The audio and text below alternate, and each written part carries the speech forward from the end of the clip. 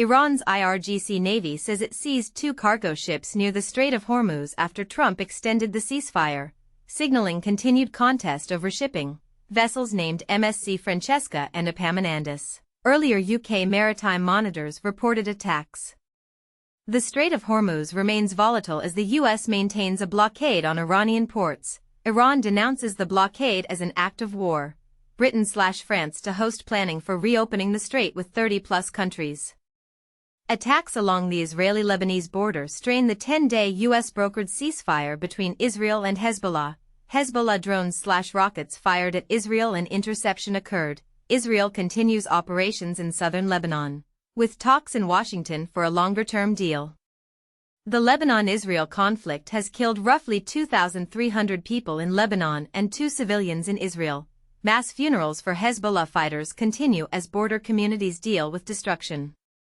The US-mediated ceasefire largely holds but is fragile. Pakistan-mediated talks.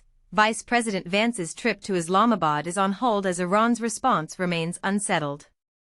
The United States has transmitted a written proposal to Iran outlining baseline points for negotiations on a nuclear deal, including uranium enrichment scope and stockpile. Potential U.S. concessions include release of frozen assets and broader economic steps. Negotiations are led by a small U.S. group, Vance, Kushner, Steve Witkoff, with Pakistan's Field Marshal Munir as a key channel. Internal briefings include top aides and defense/spy officials. Lufthansa cuts 20,000 short-haul flights through October to save jet fuel amid surging prices. Europe faces fuel shortages and higher costs, prompting calls for alternative supplies and emergency stocks.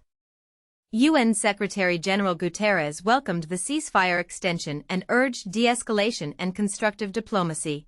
Ongoing Pakistani mediation and regional talks aimed at a sustainable resolution.